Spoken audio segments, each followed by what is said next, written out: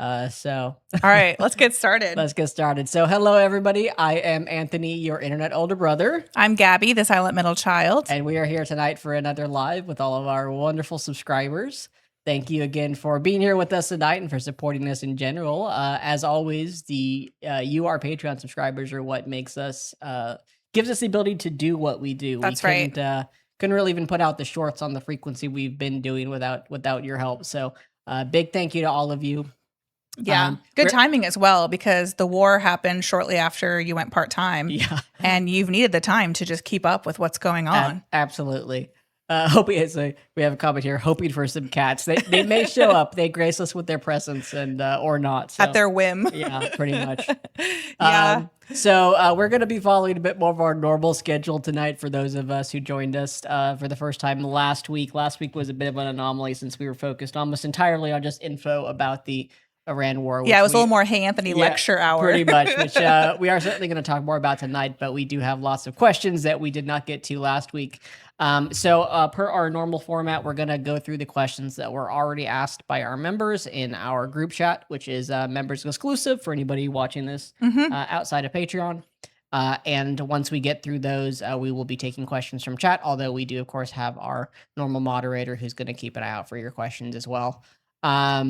So yeah, I think that's about it. Let's go ahead. Definitely put your questions in the chat. Thank you for all you guys who sent in your questions ahead of time. Really good questions this week. So thanks for that.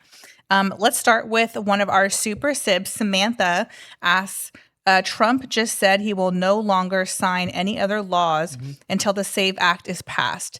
Is there any chance of stopping this? Great question. So the SAVE Act is, just for anybody that hasn't been following along. Yeah, I would love a recap. The SAVE Act is basically the Election Control Act that the Republicans in Congress are trying to pass that basically requires mandatory proof of citizenship to vote, which, just to be clear to anybody maybe outside the U.S., you are already required to be a citizen to vote. This is entirely for show. So they're doing this so that they can selectively enforce voter ID laws in places where they want to, like blue cities, while they will almost certainly ignore it in other places. If you look back at like U.S. history before the 1960s, there were lots of Jim Crow laws where they would have things like literacy tests for voting, and they would give really easy questions to white people and not really care what their answer is. And then they would ask really insane questions to people of color to try and prevent them from voting. So we're looking at the same thing here. You are already required to present, you're already required to be a citizen to vote. And instances of non-citizens voting is so rare, it's a statistical anomaly. And in most cases where it has happened, it's been a complete accident. Gotcha. But the instances are zero. So this law is attempting to put voter ID in place, basically force everybody to re-register to vote shortly before the elections, which they will make difficult for people that they want to. Is that part of the SAVE Act that everybody has to re-register? Yes. Because that in itself is just a huge block against getting people to get out and vote. Absolutely. And they're going to make it hard. So in places where they don't want people to vote, they're going to make it difficult to change the requirements for registration. Well, the typical thing that they do, especially for like polling places in red areas, is they will only have like one polling place in a large city. Yeah. So there's massive lines. Yeah. And then they can affect other things like processing speeds, and that's not to mention just getting the things that you need to vote. So I don't want to go over the whole act. We have talked about that in previous things, but the question is essentially. Trump says he's not going to sign any laws. So the SAVE Act does not look like it's going to pass the Senate. Okay. As of today, that may change, but right now it's looking like it's not going to pass. They have called for the vote, so they're not just trying to like draw it out at this point until they have enough votes. Trump is very upset about this. He's basically been ranting on social media about the Senate passing the SAVE Act. And he's very angry that they've called it to vote when they don't currently have the numbers to pass it. Isn't that kind of surprising that they don't have the numbers to pass it since they have a majority? It's had a lot of, really bad press. And the truth is that this will hurt a lot of Trump's base as well as the liberal base. Of course. Because this is not designed just to discriminate against people of color. It's designed to also discriminate against women, first of all, who have different last names than married women. Married women typically have different last names than they were born with. So bringing something like a birth certificate does not necessarily give you proof that you are a citizen, and they've said in places that they don't want to accept marriage licenses as a proper name change form. So it's designed to affect, of course, people of color, women, poor people who cannot afford I was to going to go say poor pay these people. sometimes $100 fees to get these Yeah. documents. And in the people first who live in place. rural areas. So it's more unpopular than you think, and it's not. I don't think it takes a simple majority in the Senate. I think it takes 60 to pass something like this, and they don't have the numbers right now. So, Trump has said that he is not going to sign any other legislation until the Senate passes the SAVE Act. Basically, he's trying to extort them into passing the act.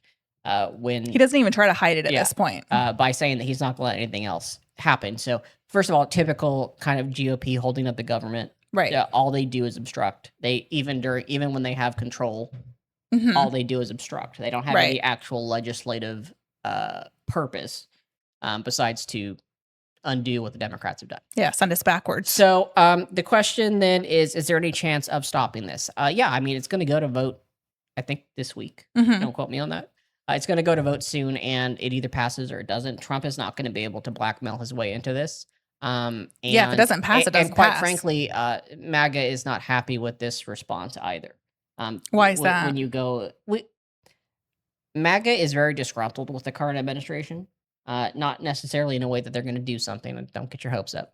But I always get my hopes up. But there's a lot of the typical, like, oh, this is just like a typical corrupt government, can't get anything done. What are we paying the Congress people for? So they're not happy with the lack of getting things done, not necessarily the lack of the SAVE Act passing. Yeah. But I mean, they're in favor of the SAVE Act. But as it is, I don't think it's going to pass. If it does, we'll deal with that when we have to. It's going to require a general strike. Like, we have to strike if the SAVE Act passes, because it's the biggest threat to democracy. Yeah, this is the same since the Civil War. Yeah, and potentially even worse than the SAVE Act actually is, we've talked about the executive order that Trump. Yeah, I was going to say this is related. That does the same thing and more, except it's coming directly from just one person, the president, rather than Congress. So I'd say that's actually the biggest threat, but the SAVE Act is very close behind it. And as Oz puts here, he can also, he's saying that he won't sign these laws, and it's kind of a blank threat that shows that he doesn't understand the government. Thank you for bringing that up, because laws do go into effect automatically whether or not he signs it after a certain time period. So just another show it's of not a big of a threat as he says it is. And as DK says, the goal was never governance in the first place. Don't you think what's going to happen is that if it doesn't pass 14 days, I think Becca's right. I think it's like 10 or 14 days if it sits in his office and Congress is in session, then it automatically goes into effect. Don't you think that if it doesn't pass, he's just going to go ahead and move forward with the executive order? I think he'll try, but that's going to be a much harder battle for him than Congress passing it. Why would that be? There's precedents for Congress doing election things. I mean, you could say that the Civil Rights Act and the Voting Rights Act are the federal government enforcing rules on elections. In this case, rules for civil rights. Yeah. Rather than against it. But there is some precedents for Congress, which is, kind of elected by the people as a legislative body, passing a law to limit elections rather than the president doing it. Yeah.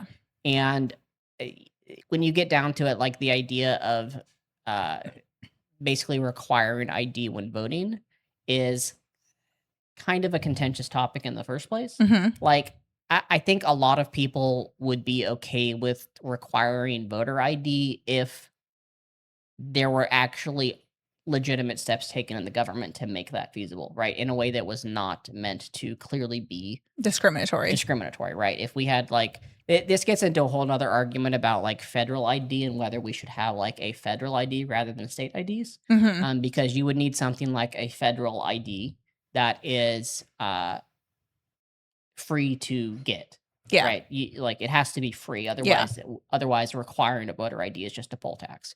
A lot of other countries require voter IDs, but a lot of other countries don't have the very unique problems with racism and discrimination that the U.S. has, and the laws that we've had to discriminate against Black people. Right. Right. And people of color. So Twisted Mentat says, wasn't that the idea behind Real ID? I don't remember, to be honest. The Real ID to me was mainly more of the security theater from the TSA. That's the main way I've been affected by it. I don't remember if it was behind like voting stuff. But Real ID does not require that you prove you're a citizen. It just requires that you prove your identity, I think, more thoroughly than a normal identification processes. So it was basically, I think, for states that maybe their normal ID standards didn't meet the bar. It was to force them to bring those standards up to the bar. Yeah, some states are requiring Real ID to board an airplane. Yeah, that's been in effect for a while now. It was supposed to go into effect years ago. Yeah. They delayed it several times. Anyhow, at this point, I think we just need to let it play out. They will either have the votes this week or they will not. So you're not super concerned about this passing? It's not that I'm not concerned about it, but it's not. The question was basically, is there any chance of stopping this? Yeah. I don't think Trump has a real chance of stopping it if they don't have the votes by simply saying that he's not going to sign anything. Right. Because it will go into effect automatically. Right. It's really going to come down to whether the Republicans can rally up enough votes to do it or not. So we will see. Right now, the answer is no. All right. Spend a little long on that one. Let's go ahead and move on. All to right, our next let's move on question. to Becca's question. Aaron Parnas reported we are moving into Ecuador. Any thoughts on that? Yeah, it's a great question. And actually, our family has origins in Ecuador. So our father's from Ecuador. Yeah, it's very relevant. It was kind of jarring to see that headline because you just don't normally see Ecuador in the headlines. Period. Yeah. So that was a little. So the Ecuador thing is. I don't love it, is kind of the way I put it. I would rather we're not involved in Latin America at all, especially because pretty much everything we've done in Latin America is imperialist.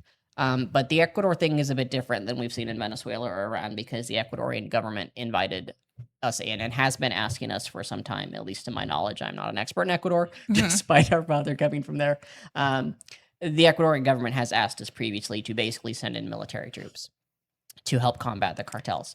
So given that this was done with the government's consent, again, I don't love it, but I don't think it's something that we should be focusing on right now, especially given the way our military is being used in other aspects. Well, and originally when the headline first came out, it looked like we were almost attacking Ecuador or using the cartels as an excuse to put boots on the ground there. But I think taking a deeper look, that's really not what's happening. No, we went in with their consent, and this kind of ties in a little bit to this whole Shield of the America summit that happened this last Saturday, where Trump was meeting with right-wing Latin American leaders who are supportive of him. With the idea of the general idea was to basically use the U.S. military to combat cartels in South America.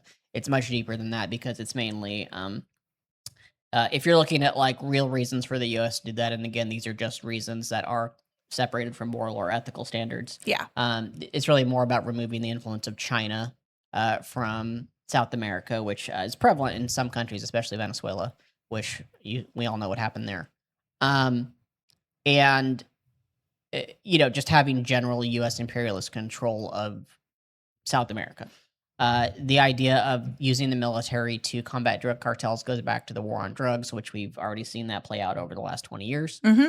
And, considering that Trump has pardoned known drug runners, it's kind of, the whole thing is very hypocritical in the first place. But considering everything else that's going on and, the fact that we all have limited attention to focus on these things, I don't think it's worth spending mental I energy do on wonder at this about time. the same question Twisted Mentat posted here, which is, are they basically complying with, something that Trump wants in order to just curry favor with him? That's really hard to say, and I don't have the the frame of reference of Latin American politics to answer that, so I don't want to just like throw out a general speculate. Guess. There's a lot of general corruption in Latin American politics. A lot of the governments are very right wing, and I wouldn't be surprised if it's just a case of corrupt leaders, protecting other corrupt leaders. I'm sure it's a combination of both, but as far as like the specifics, I couldn't tell you. Yeah. All right. DK says sending Nome to set up more concentration camps. Yeah, that's certainly actually a really, really big concern, right? Because he's appointed Nome the special envoy to the Shield of the Americas, which I assume has to do what does that mean? with the Shield of the America summit that happened. And yeah, if we look at his history as a general example, most of the concentration camps set up by Germany were set up outside the country. Yeah. Um, and And then we've utilized CCOT. yeah, and Latin America, yeah, we have utilized CCOT in Latin America to basically send immigrants to. Yep. And the idea of these other countries getting paid by the U.S. and us having a place to build concentration camps to send people for purposes of slave labor, or other things is certainly a real possibility. I hadn't actually thought about that before, but that's a very good point. Mm-hmm. Yeah. All right, let's move on. I do think we skipped Samantha's second question, so let's go back to that real quick. Oh, yeah. Okay. So from Samantha, do you see an end in sight to the war in Iran, or do you think we will end up with boots on the ground there? That's a good question. We will talk more about, I think, the war in Iran over the next few questions. But to give the short answer, I do think we'll see boots on the ground. I think we definitely will. Yeah.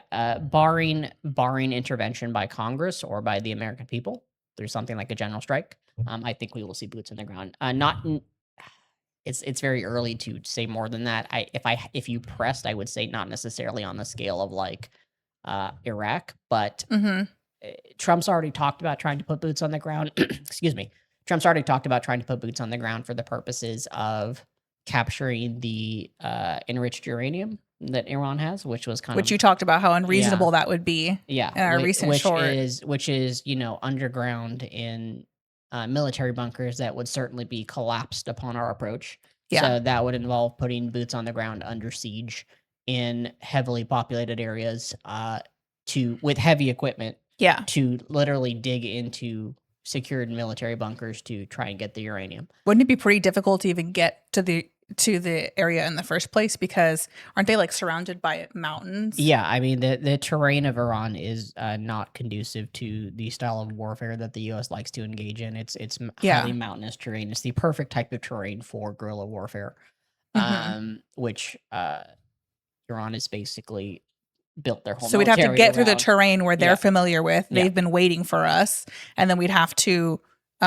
dig underground while under siege, and then they would probably collapse. They would certainly collapse the tunnels, and we're talking about also dealing with like missile and drone warfare that the U.S. has not had to face yet. Yeah, Ukraine actually offered us their anti-drone technology about a year ago. Trump turned them down, and now he's asking for their help. So, just shows how poorly the whole thing has been planned. Absolutely. Yeah. We'll get back to more. Yeah, we're going to talk a lot about Iran questions, but yes, I think we will put boots on the ground. Also, there's been rumors, unverified, of course, but there has been rumors that soldiers are receiving deployment orders to go to Iran. So yeah, MG says boots on the ground is essentially an invasion. I'm guessing by air. I don't know. I'm not a military expert. I would assume probably starting by sea would be easier, but that's just me guessing.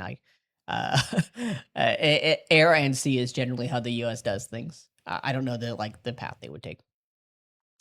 Bonnie says, "Can we just throw him a parade and let him declare he's won?" I wish it was that easy, but he's not the only person behind this. In fact, he's basically just being fed information so that he reacts how people want him to react. It's the whole Trump administration behind this in the end. Lindsay, yeah. Well, absolutely. Gavin Newsom recently said that Stephen Miller is the one who's really in control. Yeah. And that he is running everything, and that the entire agenda that's being played out domestically and foreign is his agenda. I wouldn't say it's just Miller. Lindsey Graham, Jared Kushner. Yeah, I think Jared Kushner is more controlling the Israel side of things, which is certainly a big factor, but not the only factor.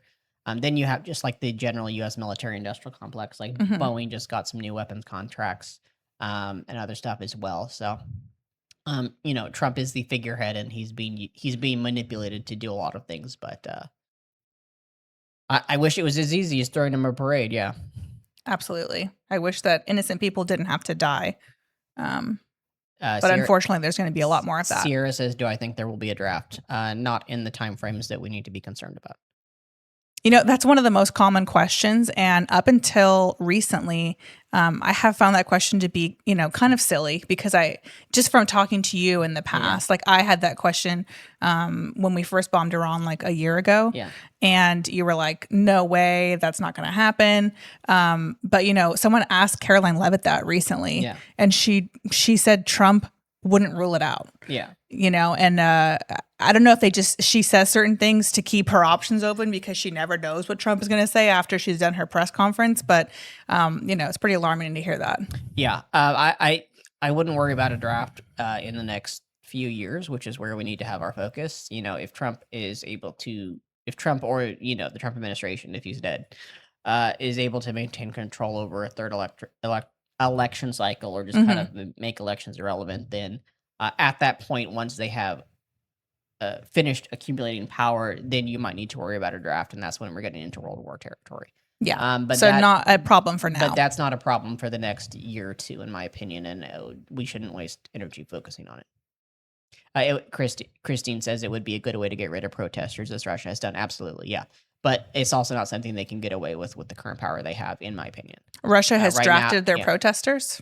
I mean, yeah, everybody Russia's been sending to Ukraine is their undesirables. Wow. Right. I hadn't heard about that. The up until I think fairly recently, I have admittedly shifted my attention away from Ukraine due to everything going on. Putin still had a lot of support in the main cities like Moscow because Moscow was largely unaffected by the war. Ukraine has managed to strike them a couple of times, but most of the drafts happening are in like rural and ethnic communities, or undesirables, like I said. So it's certainly something that would. Wow. That I wouldn't put past the Trump administration, but they don't have that level of control over the country yet to where there wouldn't be a huge revolt from a military draft.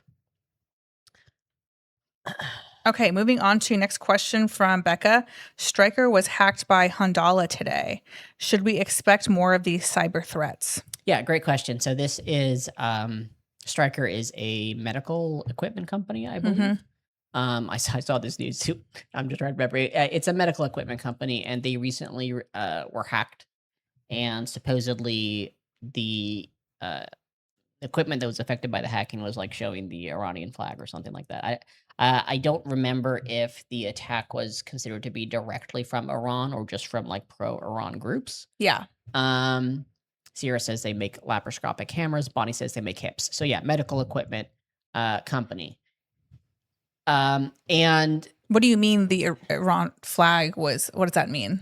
It was so like their devices were basically like held hostage. I see. Like they booted them up and they were showing the Iranian flag and they're locked out of the devices. Okay, so they were trying to show that they were doing that. So yeah, so okay. I don't know if the group was has. It's a weird specific target group. I don't know if this was like a state action by the state of Iran. Yeah. Or if this was an action by Iran groups. But yeah, DK says Iran or Iran. But this is the first significant cyber attack we've seen in the war. And is it a significant attack? Like, how does this affect us? It's medical infrastructure company, right? So I assume it's a large one. Yeah, I to be honest, I'm not super familiar with Stryker. I just know that they are a medical company. And I will say that out of all the things that Iran could do that would affect the U.S. homeland, cyber attacks are the biggest actual concern. Biggest actual threat. Yeah, which is, this is kind of a question I've been getting a lot on social media is like, how worried should we be about attacks on the homeland? Of course. And it put a video out a little bit about this today. And while I'm generally not worried about large scale terrorist attacks, 9/11 type stuff. I think that there's a possibility for like, lone gunmen. Like there's always a possibility for lone gunmen with we have lone gunmen that are homegrown. Exactly. There's a possibility for like lone gunmen, but the biggest domestic terrorists in the US right now are domestic terrorists, right? Yeah. Right-wing Christian extremists. Yes. So that's nothing that the United States population isn't already dealing with. I'm not concerned about like giant level terrorist attacks, and if one happens, it's almost certainly, in my opinion, happened because of either a massive failure in intelligence, which Trump did fire all of these, Trump administration did fire all of our intelligence. Yeah, our security is down. So it's either directly the fault of the Trump administration because of removing all of our intelligence officials, or it's something that was allowed to get through, or possibly a false flag attack. Yeah. There's no situation where something big happens where it isn't the direct fault of the Trump administration. Absolutely. Right. And I don't think it's worth wasting mental energy on worrying about those type of things. Cyber attacks are a huge concern. It's been known for a long time that the U.S. infrastructure, power, water, all of that is very vulnerable to The grid. Yeah, the grid is very vulnerable to cyber attacks. We have parts of our grid that are running on Windows 98, basically, Oh my God. right? And one of the first things that happened when the Trump administration took control this most recent election cycle is they dismantled a huge portion of our defense. I forget exactly which unit it was, but basically the cyber terrorism agency I did hear that is about meant that. to protect the U.S. from cyber attacks. So this is a concern. Stryker is a private company, so it's not the same as the U.S. grid being attacked. But if Iran and through Iran, Russia, and China essentially are Yeah. able to put big attacks on U.S. infrastructure, yeah, that's one of the ways that we are the most vulnerable. And what would happen if we had one of those large scale attacks? I mean, we're talking about who knows, but we're talking about like power grids being taken down potentially for major cities. People, depending on the weather, that could lead to deaths on a large scale if it's very Yeah. hot, very cold, things like that. We're talking about food spoilage, Like lack of access to clean water. Yeah, I mean, think about like any natural disaster where the power gets taken out and Yeah. what those effects are. So, and how long do you think it would take to repair something like Just that? Cruising says our water plant has been attacked twice in the last year. Well, it's a matter of updating U.S. infrastructure. And, to be quite frank, this is not a problem of just the Trump administration. This is U.S. infrastructure has been left to decay for the last several decades by Congress. And we have not seen real updated infrastructure. I think the Biden administration made an effort to start making some changes, which the Trump administration probably reversed. But so much of our infrastructure, not just our power grids or water grids, but like roads, have not been truly updated or fixed because they're not in properly decades. utilizing And taxpayer money. That's a problem of Democrats and Republicans, and basically funneling money to the top rather than having, taxing the rich. So, it's a concern. It's not the type of concern that's going to immediately kill you, like somebody with a bomb or a gun, but it is a concern. And I think one of the best things you can do to deal with that, at least in the short term, for those of you that are concerned about it, is having stockpiles of emergency food, water, maybe a generator if you can afford it, but they're expensive. Yeah, we need to jump on that. Yeah. I was just thinking about that. Tim True says Stryker not a big deal. It is a big deal. Obviously, anything involving medical equipment is a huge deal. I'm comparing it to like national level energy grid attacks, but it is, there's a difference between a private company being attacked, which we don't know how their security is, and the actual U.S. infrastructure being attacked. But it's certainly going to affect a lot of people. I want to circle back for 1 minute just to, home threats as far as terrorist attacks. Yeah. It seems like logically, and correct me if I'm wrong, it wouldn't make sense for Iran to, to do some kind of attack similar to 9/11 on a mass scale, because wouldn't the Trump administration just drop a nuclear bomb? Sorry, ask the question one more time. Like if Iran was to do something like a real mass terrorist attack, like something like 9/11, yeah, wouldn't the Trump administration just nuke them? I mean, I think the Trump administration is. I think Trump specifically wants to nuke them anyways. He's already threatened to destroy their entire country in a way that is yeah, the rhetoric that was coming out of his mouth yesterday or the day before, he was talking about sending Iran to hell and burning them. Yeah, that's what I'm saying. He's already making those threats. It was very much, I want to nuke them.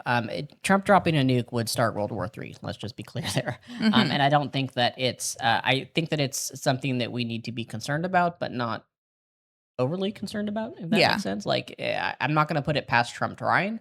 I don't know if he would actually get away with that. What I'm saying is it wouldn't be in Iran's interest to do an attack like that, right? I don't think Iran is capable of an attack like that. We're talking about a 9/11 style. Not 9/11 style, but as far as the amount of people, Again, I think the biggest concern of coming from Iran of attacks on the homeland is lone actors with guns. Yeah, because back a year ago, and we're talking about people that are not necessarily even being ordered by Iran to do something. Right. Just pro-Iranian people, right. extremists who yeah. can see what's going on and decide to go out with a gun, right? Yeah. And that's the biggest threat because that's the hardest thing to control for. Right. But as far as large scale attacks, again, right? If there is a large scale attack, it is a failure of U.S. intelligence, either intentionally or through gross neglect. Right. Right. It's just that back a year ago when we made that first video that went viral about, Iran bombing the U.S. and the U.S. bombing Iran, you had said that they only bombed U.S. bases like after making a phone call to Trump and made sure that nobody was there present. So it seemed like, in my mind, they weren't willing to make real attacks like on the U.S. I mean, Is that not the case anymore after everything that's happened in the last 2 weeks? I don't know. I mean, we before we were not at war with Iran. We hadn't, launched 3,000 strikes at them, killed their leader, right? And the new leader, Mojaba, I believe. Yeah. I have seen some questions as to whether he's actually alive because we haven't seen him. So we have to. Interesting. That's to be determined if he's actually alive or not. But if he was the person who was appointed the new leader. He is considered a much more extreme than his father in pretty much all aspects, as far as religious extremism. Right. He has strong ties to the Iranian Revolutionary Guard, which is just Cruisin' says they had a funeral today. Funeral for the father? For the father or the son? Yeah, because from what I've heard, the son is still alive. For the father? Yeah, for the father. Okay. Yeah. So, his son was appointed. We killed his mother, his father, his wife, and at least one of his children. And sounds like his oldest child. And he was probably injured himself in the same strike, right? So son wasn't there at the funeral. If he is indeed alive and in charge, we've just put somebody worse than his father in place and given him very personal reason to. So who's to say what their motivations? Who's to say what their motivations are? And I do want to say, as I've said before, right? Iran is not the good guy in this war. There are no good actors in this war, right? You mean their government? The government, right? Not the people. The Iranian people are the victims from all sides in this. Absolutely. But the U.S. government is not the good guy. Israel's not the good guy. Iran is not the good guy. And I think it's easy sometimes on the left to fall into the enemy of our enemy is our friend thing. This is a government that killed tens of thousands of its civilians on a regular basis. Yeah. And is launching terrorist attacks all over. And they were the having protests. So, their people were uprising. Yeah. So keeping that in perspective, right? There's a balanced perspective. Yeah. You have people on the far right going, the Iranian civilians are thanking President Trump and they're celebrating in the streets, and then you do have some people on the far left just kind of minimizing the damage that the Iranian government has done to their own people as well. There's a middle ground. So, I don't think right now that I don't think before that they were trying to launch the type of large scale attacks on the U.S. that the Trump administration is claiming. I don't know what to think about the current Iranian administration and how they're going to act, because it is an administration that ultimately is led by religious extremists. Yeah. And that's not necessarily a group that's operating with logic, right? Yeah. And at this point, as an Iranian civilian, I mean, imagine what they're going through right now. Yeah, I mean, we just basically, I don't want to say firebombed, but we blew up all these oil wells around Tehran. We've essentially poisoned 10 million people with very toxic smoke. Yeah, so I would hate us too. It's there's a lot of emotions flying around right now, but generally, if our intelligence is functioning correctly, I don't expect large scale terrorist attacks on the U.S. And again, if they do occur, it's basically a failure of the Trump administration. Yep, absolutely. Both in starting the war and in not preventing those attacks from happening. And the whole thing is very reminiscent. I don't know if I'm sure most of you do remember the second Gulf War. The terror alert system from the Bush administration. Today's a red terror day, orange terror day. Brings it all back. Do you remember that? Yeah. I don't remember that. Yeah, you were a little young for it, but I remember it. Is if you can scroll down a little bit. Just want to check the questions.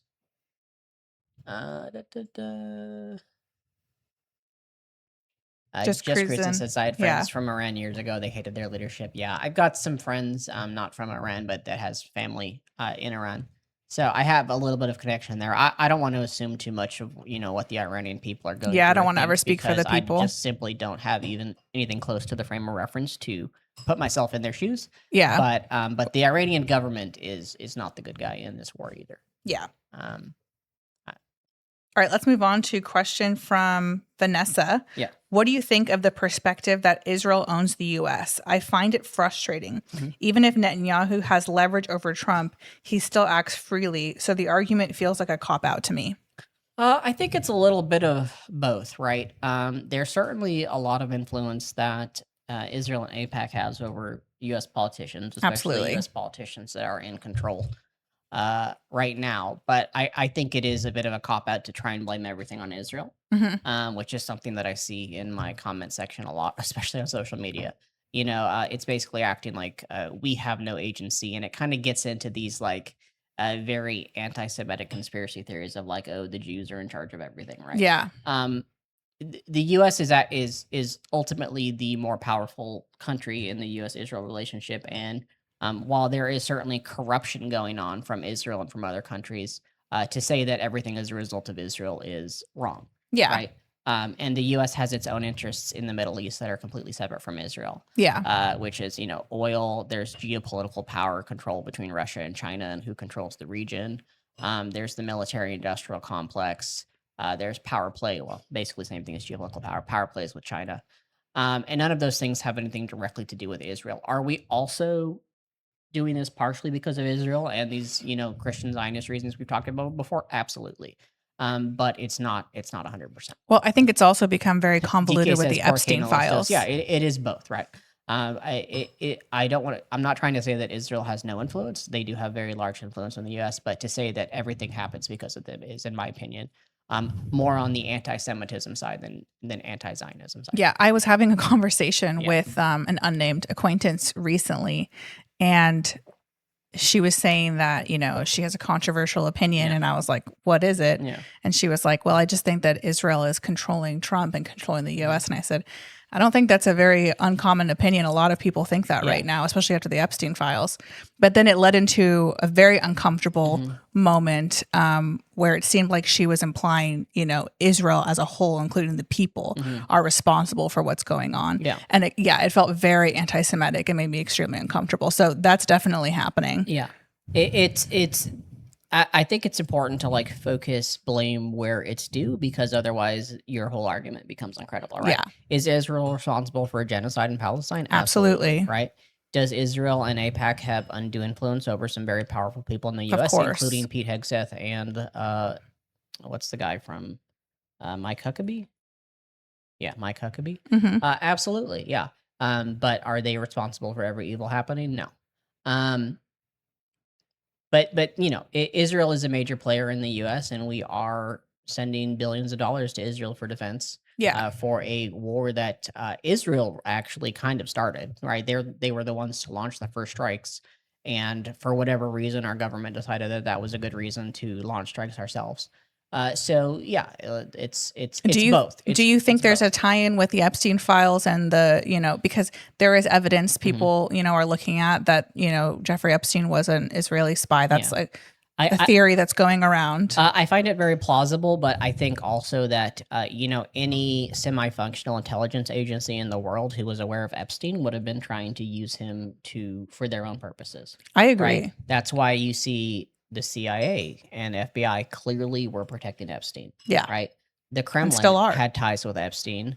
Mossad had ties with Epstein. Yeah. I wouldn't be surprised if MI3, I think it's MI3, that's Britain, had ties with Epstein, right? Anybody who was aware of someone like Epstein, where they could basically honeypot billionaires, is going to be trying to have ties with Epstein. Yeah. Epstein, I think, had, to be honest, I need to look into this more, but Epstein, I think, did have some very strong ties to Israel, including with Israel's former prime minister. More so than potentially other intelligence agencies, but I don't think he was solely Israel's pawn. Yeah. Yeah. I think he was a very corrupt, evil person who I agree. wanted to associate with other corrupt, evil people. Yeah, and I think there was multiple world leaders who were in contact with him and utilizing that corruption. Okay. MI6, thank you. Question from Danny. Is this essentially a war between Christian extremists and Islamic extremists and a battle over land settlements? I may be simplifying this too much, but it seems like the tensions come down to religious beliefs and who is entitled to be settled in the Middle East. I think that kind of like the question about Israel, the answer is it's both. I won't kind of repeat everything I said, but I think it's both to discount religious reasons in we'll call it Southwest Asia Mhm. rather than the Middle East. To discount religious reasons in an area that is defined by religious conflict Mhm. is would be wrong. Mhm. And to discount the Christian nationalism having going on in the U.S. that is playing a huge role in several of our leadership's decision would also be wrong.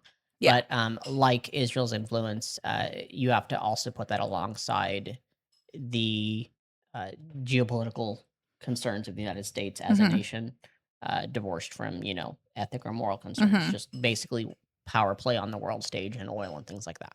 So again, part of a factor, just like Israel is part of a factor, but not the only factor.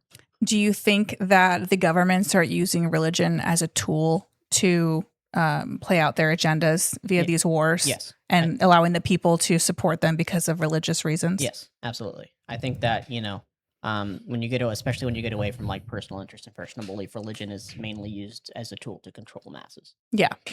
Yeah. Um, yeah, religion is a weapon and a shield. Yeah, Absolutely.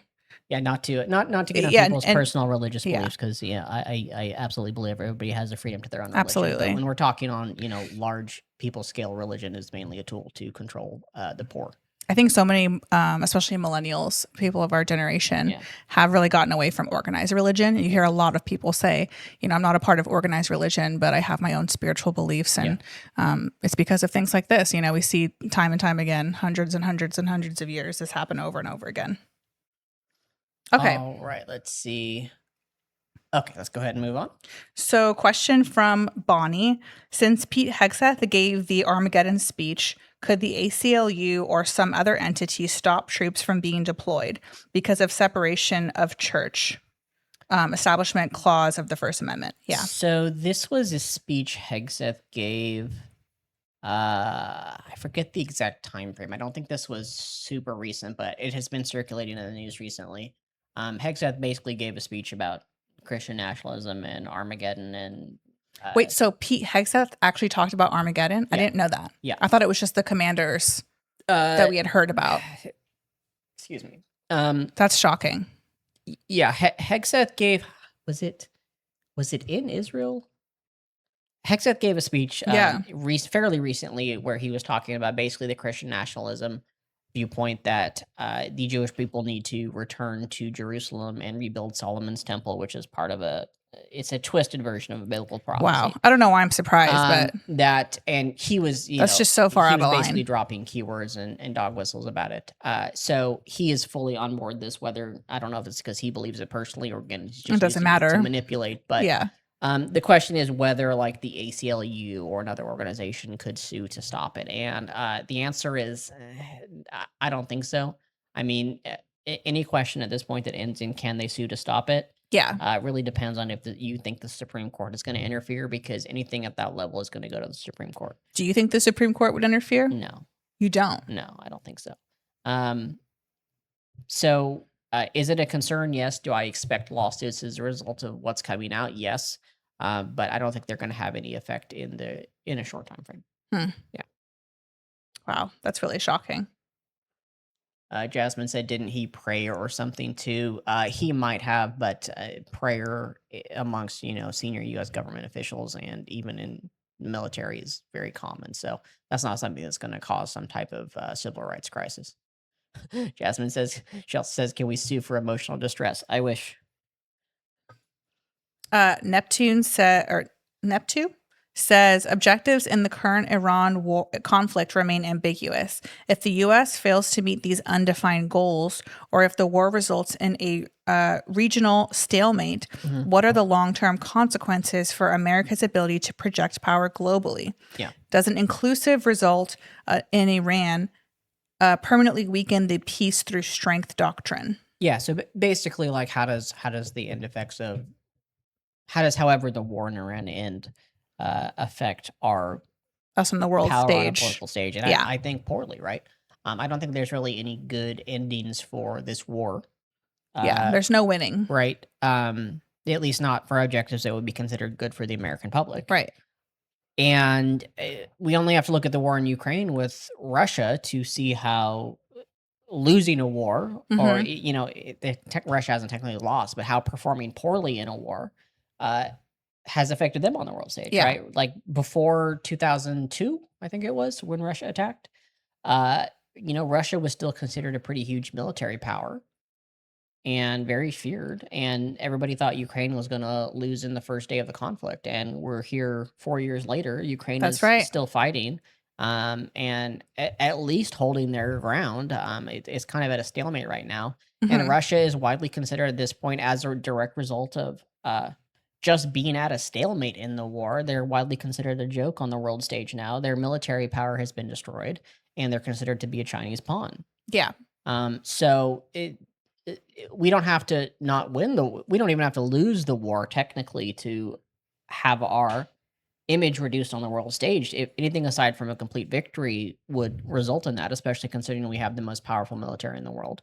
I mean, our image is already reduced Our in the image is already reduced, but when we're Yeah. talking about like military power, right? Yeah. There's not really a good win condition here that doesn't involve decades and decades of occupation like we saw in Iran. Mhm. And that partially goes down to the fact that there's no clear goals for this war, right? No. The clearest goal is the destruction of Iran's nuclear capabilities, but we kind of did that back in June of last year. Well, is it? I mean, they've gone back and forth between that and regime change. Yeah, so it's they said regime change on and off. Trump, first of all, he talks about like freeing the people, and Yeah. then he says, oh, he doesn't care about regime change at all and whatnot. So there is no clear goals. Any real goal that it could be viewed as beneficial to the American people or perhaps the Iranian people requires decades of occupation, and which is its own other moral and ethical the only goal that would have been even remotely beneficial Mhm. to the American people, if you remove ethics and morality altogether, would be to remove their nuclear program, to destroy the nuclear program. I mean, if you remove ethics and morality, we can talk about like U.S. world power and control over the Middle East and oil and all those things. But again, all of those things take long occupation. You don't get control Mhm. of oil and regime change and power projection in the Middle East over a couple of weeks war. Yeah. So And what is it costing us? We said $1 billion a and, day. and yeah, it's $1 billion. I think it's cost 11 billion so far. About $1 billion a day. And So even if you take morality out of it, it's not beneficial. It's not America first, as they would say. And this is not something that Americans want, including MAGA. No. MAGA is furious about this. MAGA is furious. So to the idea of putting the U.S. in another decades-long conflict over Iran, which will be a much, much, much harder fight than Iraq was, Yes. is laughable, and there's no good, Mhm. Just like the Russia war, there's no good off-ramp for this Yeah. because the person in charge is a narcissistic psychopath. Right. Russia could have off-ramped in Ukraine several times. They were given the opportunity to do so, and they didn't because Putin is a narcissistic psychopath. Yeah. And we're in the same situation now. So, what do you think about MAGA breaking right now? Because it didn't seem like the Epstein files really put a huge dent in them. I mean, it made a difference. It moved the goalpost a little bit, but it didn't do what we wanted it to do. But this war is the problem. The problem with the Epstein files is that generally MAGA doesn't believe anything they hear about. They don't believe it, right? Generally, they can't ignore the price of gas and eggs. Yeah. It all comes down to the economy in the end for them. So ultimately, this has a better chance, especially if it drags on, of rallying them up because, most of MAGA is poor. Yeah. And is highly affected by things like the price of gas, which Yeah. is spiking. There have been some attempts to regulate it, including I think there was just about 400 million barrels of oil released by various governments. But that's only going to last a short period of time, and before MAGA starts to, feel that. So this has a good chance of having, I think, a bigger effect than the Epstein files, especially in the short term. I think it already has had a bigger effect. To go back to the original question, we have already been embarrassed by this conflict from a military sense and geopolitical power sense. And the way the U.S. military is acting overall has already had an effect because we're seeing countries that, we used to be the primary supplier for those countries' weapons and defense, are now moving away from the U.S. I've talked about this a little bit before about how one of the things that Trump and MAGA in general likes to talk about is other countries, especially in NATO, kind of like doing their share. and how the U.S. shouldn't be the world protector. Yeah, right? he's talked a lot about that. And I think that's, to be frank, a perfectly valid point, right? Yeah. We do have agreements with NATO about how, what percentage of their GDP should be spent on military expenses, and many of those countries were not Yeah, fulfilling we those were agreements. carrying NATO. Yeah. And I think it's a fair assessment that Europe is very weak militarily right now because they've been relying on us. So if you're looking at that from just a purely fact perspective, sure, that's true. But if we're looking at this from a perspective of U.S. power and wanting the U.S. to be like this, what MAGA wants it to be, we are a power because our main export is security, right? We sell security to other nations, and we project our own power throughout the world because of our military presence in those countries, which is consensual. Yes. So this, as the U.S., as other countries see us as a more and more unreliable partner, they are moving away from U.S. arms. They're moving away from having bases in their countries and things like that. That will take some time for us to feel the effects. But what we are doing, even before the Iran war, is already a weakening of U.S. military power worldwide, and this will escalate that the speed of that happening. Yeah, definitely. All right, I got a couple questions here. Alex says, "What do you think of Marjorie Taylor Greene in the runoff for her seat, and how she's attracting Trump?" I haven't been paying attention to that, to be honest. I have. She's been on a rampage against Trump, along with some others who are formerly MAGA. It will be very interesting to see what happens there. I think I heard she's saying all the things that you want her to say. So is Tucker Carlson, so is Nick Fuentes. Like, they're all saying all the things that the left wants them to say about how they're turning against Trump. I feel like I heard as well that there was a very outlier chance for two Dems to possibly win the runoff if the Republican candidates were split. So it might end up with two Dems in that seat. I don't personally consider it very likely, and it would only be until the next election anyways, because it would be like a temporary place. But I don't expect much change from that. But what do you think about people like Marjorie Taylor Greene, speaking out so strongly against Trump? I mean, they represent their base. I mean, she also made millions of dollars before she left Congress, but she's not the only one. Yeah, she's not the only one. Like I said, some of the most far right, influencers and politicians, they're coming out and saying they no longer support Trump. They won't vote for JD Vance.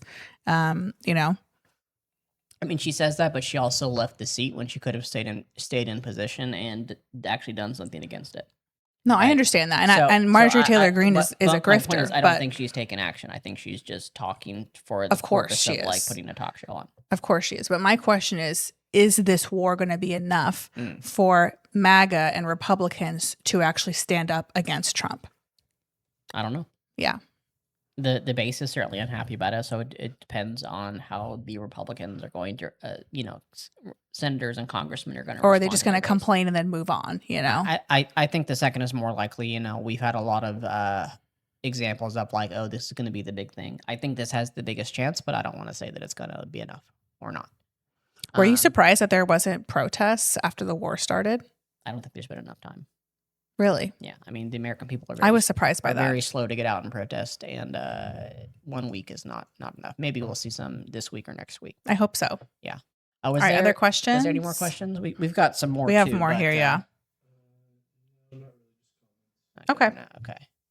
All right, we're going to probably go a little past our normal time because we've still got a couple questions. We've still got quite a few questions to cover. We've stuck too long in some of the questions. It's all right. Okay, question from Sierra. We have mentioned before about general strikes as a method to protest and show public lack of support for government choices. Is that still a method that would work during a war? And if not, what options do we have now? Yeah, great question. Absolutely. The point of a general strike is to cripple the U.S. economy, or at least, cripple the keys to power of the U.S. economy, which is the giant corporations that are donating millions to politicians in general.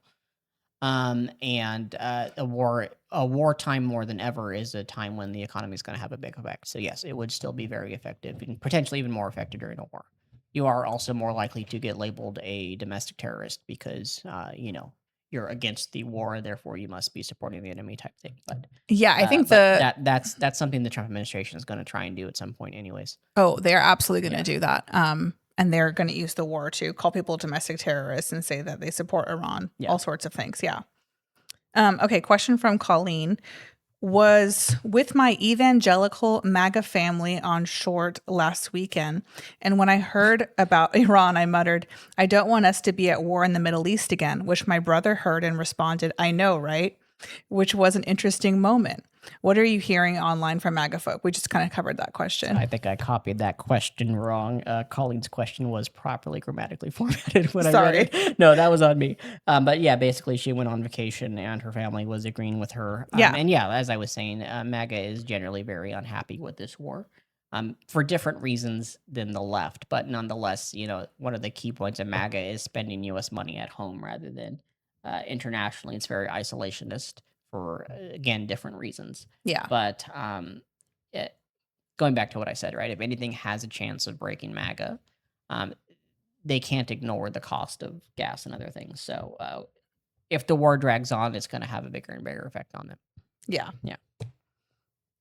Question from Lori. Would love to hear your opinion on Tad Stormer's post last week regarding the nonviolence industry. I feel as though there's some complacency by people thinking we get to 3.5% and there will be regime change, and that it is perhaps sidelining the urgency to create economic pressures. Yeah. So first of all, Tad Stormer's great. I love him. Love Tad Stormer. I do. I agree with pretty much everything he says. This post, it's been a minute since I see it, but if I remember, the main thing was that, you have, especially on the left, in what I think is kind of what we talk about, controlled opposition. Yes. Right? We have this tendency to over-focus on peaceful protest and just this idea of like, oh, we go out on Sunday and we protest for a couple hours with signs and chants, and then that's going to change everything. And you see this, you see this talking point being sent around, especially on social media, which I've talked about before. Yeah. Which is this idea that it takes 3.5% of a population to Start a rebel against the revolution. government in order for that to be a threat to the actual government. And so what you see is things like the No Kings protest, which I myself have said, right, like we need 10 million or 12.5 million people at the next major protest because that is 3.5% of the U.S. population. March 28th. Yeah. And a lot of people do throw that around as like a magic number, like, okay, we get 12.5 million people to protest and suddenly everything changes. And, that's not what happens, right? I've said before that protests alone are not enough, no matter how many people you have at them. Protests, the main point that a large protest serves, in my opinion, is that it lets other people see that there is enough people willing to go do something. Yeah, I mean, a protest is almost Right. a prerequisite to a general strike. That's exactly it, right? In order to get to the things that actually will have actual effects, like a general strike, I think that we need these large protests first, but the protests are not the end in and of themselves. I will also say Tad Stormer, I do love him. He does live outside the U.S., so he can speak a little more freely than I think some of us that are living in the U.S. Sometimes there's things Anthony wants to say. But we, I genuinely agree with what he says. Yes. And it's going to take more than just protests. We need general strikes at minimum. We need civil disobedience and other things. I think that there is one kind of nuance that I want to add to what he's saying, right? There is an overfocus on nonviolent protests in the U.S., and I think that's because there's a misunderstanding of what nonviolent protest means, right? Nonviolent protest does not mean that there is no violence. It means that the protesters commit no violence. Yeah. And in true nonviolent Such a great protest, point. you are expected violence to be done upon you because you are doing things that are That's illegal, exactly right. You are going and you are sitting. You're disrupting. You go do a sit-in at a major street so the traffic can't get through. You go disrupt business or other things like that, and you are not doing violence yourself. Or go to the detention centers. But you are doing things that the government has declared illegal. Yes. Expecting that they commit violence upon you. Or arrest and you. that violence has effects in the media to sway public opinion. Yeah. Right? So nonviolent protest in the true sense is very effective, but that does not mean that we go sit there and have happy songs and chants and that's it. Yeah. It means that you go there expecting to be hurt. Yes. Yeah. Yeah. Difficult topic, but really important right now. Which is, kind of what we've seen in Minneapolis, right? We've seen a lot of nonviolent protests where people were killed. Yes. And those deaths are awful. What is the result of those deaths? The result of those deaths has had real effects on it has moved the needle. It has moved the needle in the U.S. and people have been fired and there's been huge public outcry because of it. Were Renee Good and Alex Preddy trying to go out there to die? No, but they went out there in a situation against people with guns where they knew that was a possibility. Yes. And that is nonviolent protest. They were not violent themselves, but they Yes. expected violence to happen to them, and it had an effect. Yeah. Great point. And question from Just Cruisin'. What do you think about the intel that one of the Doge workers stole Social Security info? The powers that be are denying everything, but at the same time, they denied that the other data wasn't stolen, and then come to find out it was. Yeah. This was a fairly recent story, but yeah, basically, Doge, if you guys remember Elon's department that existed for a few months, basically came into the U.S. government, fired a bunch of people, stole a bunch of information, and news has come out that one of the workers essentially stole a bunch of Social Security info on a USB drive and took it to his next employer. I don't remember who the employer was. I don't know if that was announced. This is exactly what I expected they were doing, which is stealing information for private use. Elon is a terrible person. Not surprising at all. Yeah. And I'm sure that's absolutely true. Yeah. And there's probably more we don't even know about. And as far as if you should individually be concerned about this, you can assume that your Social Security has been stolen several times over at various points. So Social Security is not was never designed to be secure and used how it is right now, but it is certainly a good idea to go and freeze your credit. And to freeze your credit in general, just so that your Social Security. What does that do? Freezing your credit? It basically means that your Social Security number and other information cannot be used to open new accounts like credit cards while it's frozen. So if you want to open one, you'd have to call in on freeze your credit. That's a great thing. I didn't even know you could do that. And then put the application in and refreeze it. And quite frankly, that is how everybody should be operating, even regardless, even outside of the current happenings. Everybody should basically have their credit frozen unless you're trying to open a new account. And checking your credit report. That goes into bigger problems with Social Security. And again, it's almost an infrastructure question of why are we relying on this system that was never meant to provide security, information security in the first place as a main form of identification. But it doesn't surprise me that it happened and that it came from Elon specifically. Let's end with this last question. Scroll up a little bit, It says, how do you guys stay grounded from Eve? Well, I play a lot of video games, as you guys have seen. That's not even true. Yeah, we were joking because not as many as my videos might make it sad. Anthony used to play a lot of video games in his free time. He doesn't have free time anymore. He belongs to the people, and so it's funny because sometimes the only video games he plays is like the 3 minutes that we're filming a video. Well, yeah, that's true. Can I answer that too? I mean, what do I do to stay grounded? Community helps a lot. Just even going to work, talking to real people, getting off social media, talking to family and friends who are on the right side. It really does help, seeing that, maybe in your actual reality, things aren't quite as dark as they are worldwide, they are very dark. The community helps. Honestly, making this content helps, especially since I have all of you to support me doing it.